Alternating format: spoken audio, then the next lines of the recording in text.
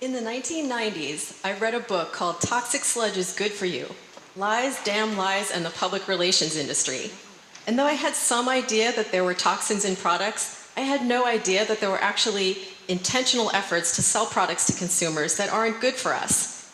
So we used to see ads for cigarettes telling us that it was safe to smoke, and we now know that not to be true. More recently, we see ads for juicy fast food, or we see ads for air fresheners that smell nice, but they don't tell us what's actually in these products. It's actually quite a bit of chemicals. So when you use an antibacterial soap, did you know that it contains a chemical called triclosan? That's actually a registered pesticide. So yes, we've been washing our hands with a pesticide. So for my many years of being an environmental advocate, I want to share with you some tips on daily decisions we make about pesticides, plastics, cleaners, and body care products, because each one of us votes with our dollars. So by the end of this, you should have a better idea of how your daily choices can impact your health and the environment. Since the 1940s, over 80,000 synthetic chemicals have been introduced into the marketplace, but very few of them have actually been tested for their association with chronic diseases, such as cancer, birth defects, and neurological diseases. But in fact, we also know only 10 to 15% of breast cancer incidences are due to genetic heritage alone. One study of women carrying the genes for breast cancer found that by the age of 50, if they were born by the year 1940, the risk of actually developing the cancer was less than half than if they were born after the 1940s, when we started using all these chemicals. And childhood cancers have been going up slightly for the last few decades. But for the cynic in you, you might say, well, aren't there laws to protect us? And yes, there are laws to protect us, but there are also chemical lobbyists that work to keep policy in their favor. And you might also say, well, I use these products all the time and I haven't dropped dead yet. But the thing is, sometimes they don't cause us to drop dead, but we can have small exposures every day that can accumulate in the body and work synergistically and have chronic effects. So let's start with pesticides. Pesticides are associated with cancer in some cases. In some cases, they're associated with nerve toxicity, and in some cases, they're associated with endocrine disruption, which means they mess with our hormone system. And our hormones help to regulate our organs, so we need them to be healthy. So these chemicals can either block or mimic the hormones in our bodies. They can also lead to birth defects, or they can even be obesogens, meaning that they cause people to retain weight. And one thing we always want to be careful of is using any kind of chemical, especially pesticides, around children, because their detoxification systems are not developed, so their liver and kidney can't get rid of the chemical, so it stays in their body longer, doing more damage. So there are a few ways we're exposed to pesticides, and I'll just touch on three. One is lawn care. We see a lot of ads for chemical fertilizers and pesticides in the spring especially, but we should know that there are alternatives. There are natural ways to take care of the lawn and products we can use like compost that help to build the health of the soil. And there are things we can do that are cheap or free, like mowing the grass a little higher shades out the weed seeds. Or we can use lime with calcium because it helps to mitigate dandelions, because dandelions prefer to grow in soil that is lacking in calcium. We can do better seeding and water. All these things we can learn from local environmental organizations or even online. If you go to a good nursery, they can point you in the right direction. So we don't all have to be experts. We just need to know to ask the right questions. And if we don't do this, we have to realize we could be contaminating our groundwater or the surrounding water bodies. Another way we're exposed to pesticides is through our food. And I think here the answer is pretty familiar. Choose organic whenever possible. But a lot of people ask me, what does that mean? So when you find a product that has the USDA symbol, a round symbol, it means that that product wasn't grown with pesticides or synthetic fertilizers or genetically modified ingredients. And a little tip is that when you buy produce, it comes with a tag with a SKU number. And if the SKU number starts with 9, it means it's organic. And if it starts with 4, it means it's conventional. So The other thing I want to point out, though, is that it's not just on the produce. Pesticides are actually used on the grains used to bake our bread, and also to feed animals. And in today's factory farming, the animals are often treated with growth hormones and antibiotics. And in fact, according to the Food and Agriculture Organization, the production of meat and dairy products is responsible for 18% of global greenhouse gases. And even fish can be contaminated with mercury and PCBs, and there's a problem with overfishing in our oceans. So that's just one way that we can make a big difference for our health and the environment, is choosing more plant-based and organic food. And choosing organic makes a big difference in terms of farm workers, because the farmers who are doing the right thing and not spraying their fields are protecting their workers, because believe it or not, right here in the United States, there have been numerous cases of poisonings and even deaths because of exposure to pesticides in the field. And a third and less talked about way that we're exposed to pesticides and other chemicals is through our clothing. Cotton is one of the most widely sprayed crops. It accounts for 10% of the world's pesticide use. It takes 3/4 of a pound of chemicals just to make a pair of jeans. It's not something we normally think about when we're buying our jeans, but it's true. So one of the things we can do is look for alternatives, like organically grown cotton, or hemp, or bamboo, tencel. Tencel is actually made from wood fibers. So just so you know that I walk my talk, my entire outfit that I'm wearing for you today is made with organic cotton. Socks too.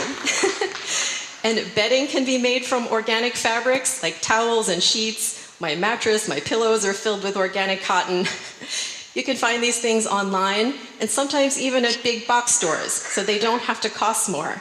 And what's really exciting is that in the fashion schools, like in New York City, there's a lot of young students really interested in learning to use these organic fabrics and natural fabrics. So we'll hopefully be seeing more of this in the future. Plastics. So most of us tend to either store or buy food that's contained in plastic containers. And on the bottom of the container, you'll see a number inside a recycling symbol from 1 to 7. And what we need to know is that some of them are more prone to leach chemicals than others. So if you can see the screen here, plastic number 3, polyvinyl chloride, contains phthalates, which are hormone disruptors, like we talked about earlier. Plastic number 6 is a common one, styrofoam, which is made with styrene, a carcinogen, so not so great to be drinking hot liquids out of it every day. And plastic number 7 is a catch-all for all different kinds of plastics, but it usually is polycarbonate, which can contain the chemical bisphenol A, or BPA, which is a hormone disruptor. So you may be asking yourself, how am I going to remember which ones are safer?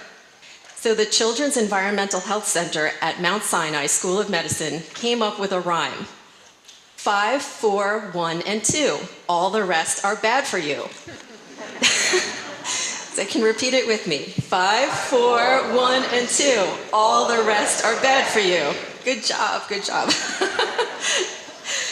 And I want to give you a couple of microwaving tips. So even if you have a dish that says it's microwave safe, that usually just means that it won't melt. So it doesn't mean it's not leaching toxins. So it might be safe for the plastic, but not safe for you. And another thing is, a lot of us like to make microwave popcorn. But the waxy coating on those popcorn bags, it contains a fire retardant called perfluorooctanoic acid, or PFOA, which is a liver toxin and carcinogen that they're finding in the bloodstream of 9 out of 10 Americans, according to the Centers for Disease Control.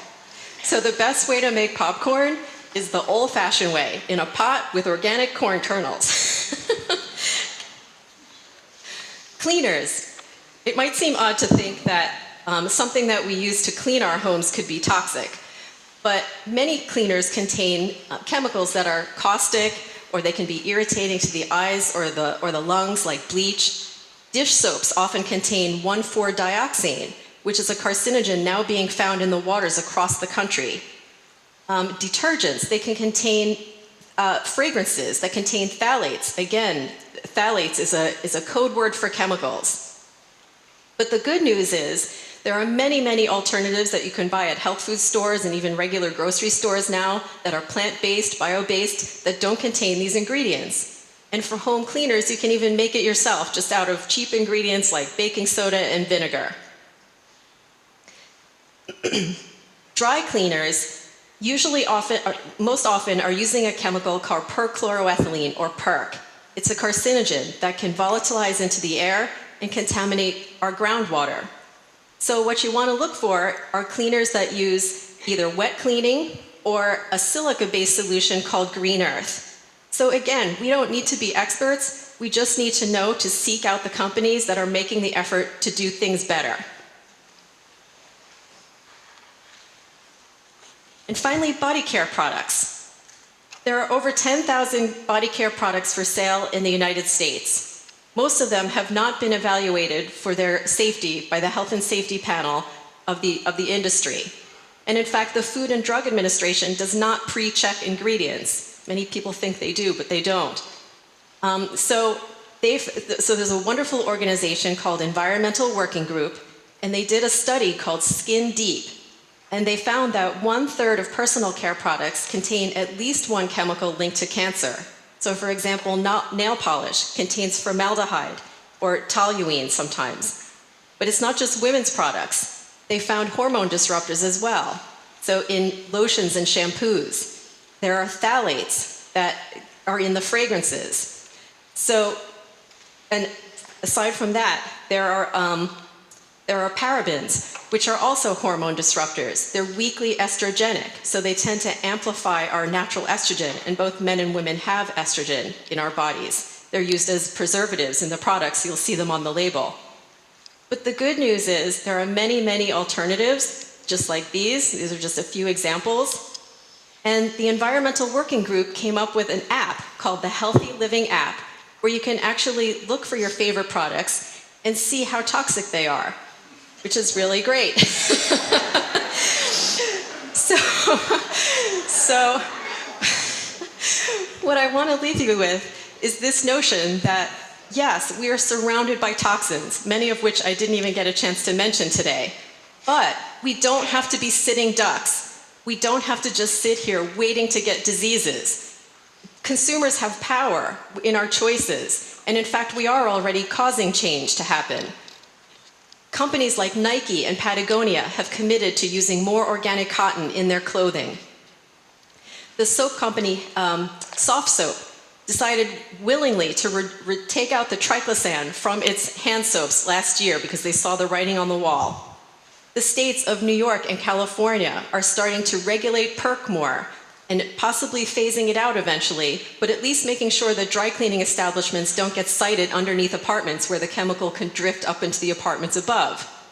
And a few years ago, the Huntington Breast Cancer Action Coalition worked with the Suffolk County Legislature to unanimously pass a ban on BPA in baby bottles and sippy cups. And this campaign was so exciting, it was taken up by the Just Green Partnership, which is a coalition of organizations across New York State. And they worked in Albany to get the same ban on BPA in baby bottles became the law across New York State. It was a huge success. So, though many of us can feel powerless over so many crazy things happening in the world around us, we do have the power to make change with our daily choices every day. It's just a matter of consciousness and being aware of where our dollars are going. We can either support the companies that are trying to do the right thing, or we can continue to support the companies that are polluting our environment. And again, we don't have to all be the experts. We just have to know to ask questions, read labels, support good legislation. And if we do this, we can harness the power over pollutants, and we can create a less toxic world for everyone. Thank you.